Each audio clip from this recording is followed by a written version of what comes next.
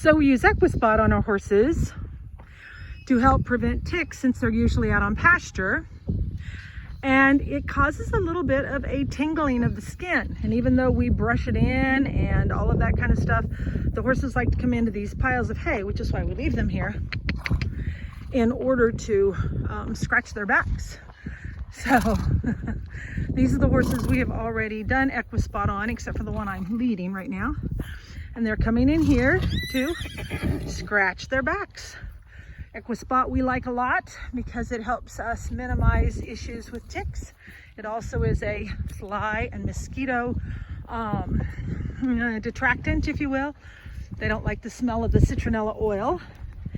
And it's citronella oil mixed with pyrethrin or permethrin. I can't remember which one. Anyway, and so all the horses usually come out and they'll lay down and roll. And down she goes again. Maybe not. Changed her mind. She's going to move.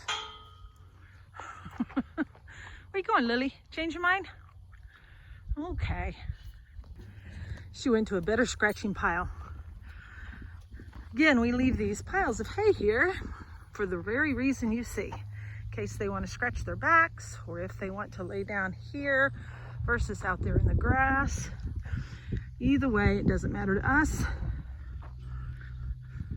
And then we will burn them, turn them into carbon. Looks like Godiva is getting ready to go down. You can generally tell with a horse if they're getting ready to go down if they do that little exploration with their nose. She's choosing where she wants to lay down and roll. And down she goes. Hi, Lily.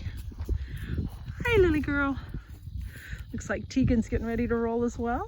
Hi, babe. How you doing? You okay? Are you okay, gorgeous girl? You got hay in your mane.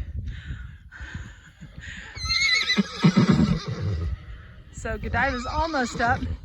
So people talk about fairy knots, 2 lessons in one. This is how fairy knots develop. Fairy knots basically are nothing more than pieces of debris and then wind combine to create twisting in the hair, and over a short period of time it creates a knot. So there is the beginning of fairy knots right there.